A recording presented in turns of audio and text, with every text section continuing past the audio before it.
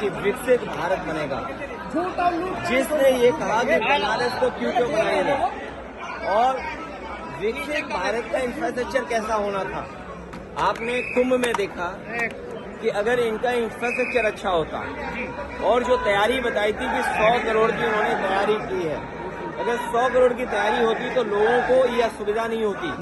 लोगों की जान गई है, लोग बड़े पैमाने पर परेशान हुए हैं। जाम में न केवल श्रद्धालु लोग और जो लोग आए थे दर्शन के लिए वो परेशान हुए, बल्कि आम जनता भी परेशान हुई है। लोगों की जान गई है।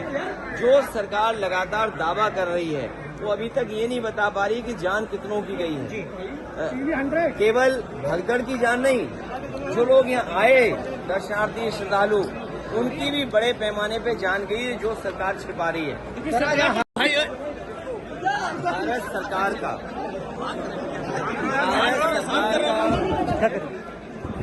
अब तक का सबसे बड़ा बजट पेश हुआ है। भारत सरकार का लगातार ये दावा रहा है कि आने वाले समय में दुनिया की 5वीं अर्थव्यवस्था से वो नंबर 3 की अर्थव्यवस्था में पहुंच जाएंगे और नौकरी, रोजगार, किसान की आय और विकसित भारत का एक नक्शा उन्होंने तैयार किया है। विकसित भारत का एक रोड मैप तैयार किया है। लेकिन बजट आने के बाद जो मायूसी छाई, जो आंकड़े सामने नजर आए कि न इससे विकसित भारत बनने जा रहा है, न इससे कोई अर्थव्यवस्था जिस रफ्तार से बढ़ना चाहते हैं बढ़ने जा रही है, न किसान की आय दोगुनी है। नौकरी के नाम पर भी रोजगार नौकरी नहीं दे पाई सरकार। जो लोग कहते थे मैन्युफैक्चरिंग में हम मेक इन इंडिया या और जो नारे दिए थे, जब वो सब असफल हो गए तो चोरी छिपे जानबूझ करके वो बिल लेकर के आए हैं। बिल इसलिए लाए हैं कि बजट की मायूसी है, बजट से कोई उपलब्धि नहीं है, इसलिए जानबूझ करके अपना पुराना जो उनका तरीका है जो वक्त बिल ला करके लोगों के अंदर बहस छेड़ देना, यही उनका हमेशा काम करने का तरीका है। मुख्यमंत्री जी कह रहे हैं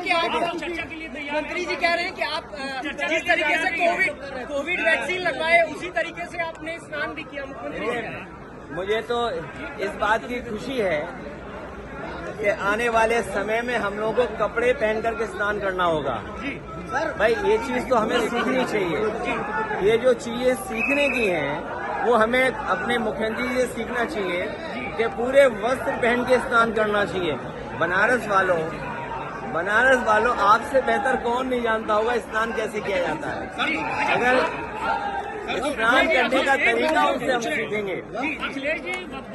ये तो अच्छी बात है, अमेरिका जाना चाहिए और अमेरिका जाना चाहिए। अमेरिका से व्यापार ऐसा लाएं जिससे हमारे लोगों की खुशहाली हो। हम अपना बाजार अमेरिका को न दे दें। व्यापार आए लेकिन हम अपना बाजार अमेरिका को न दे दें। और मैंने तो लोकसभा में भी कहा था कि पिछली बार प्रधानमंत्री जी हीरा लेके गए थे, इस बार कम से कम सोने की चेन ले जाते और भारत मजबूत हो। हम आप सब चाहते हैं हिंदुस्तान ताकतवर हो। हिंदुस्तान जब ताकतवर होगा, हमारे नागरिक अगर कानून तोड़ करके गए तो ये किसकी नाकामी है?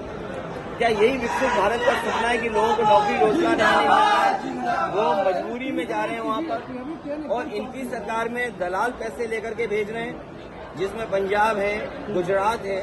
और अगर सूची निकालोगे आप तो सबसे ज्यादा इस तरह भारत से जाने वाले लोगों में गुजरात के लोग ज्यादा होंगे।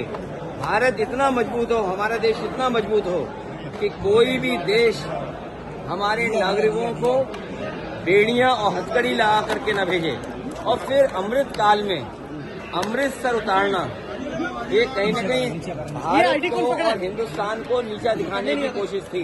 अमृत काल में अमृतसर में उतारना बेड़ियों के साथ और हथकड़ियों के साथ, ये हमारे भारत की और हिंदुस्तान के नीचा दिखाने की कोशिश हुई है। इसलिए मैंने कहा व्यापार हो, व्यापार मजबूत हो, लेकिन भारत सरकार अपना बाजार उनके हवाले न कर दे। ये कोई नई चीज नहीं है छापा मारना। सर वो बिल को लेकर के बीजेपी के लोग कह रहे हैं कि आप लोग जिस बजट ने नौकरी न दी हो, जिस बजट ने किसानों की आय दोगुनी न की हो, जिस बजट से व्यापार न बढ़ा हो, जिस बजट से हमारे देश के मैन्युफैक्चरिंग सेक्टर को कोई लाभ न पहुंचा हो, उस बजट ने मायूसी थी, निराश किया।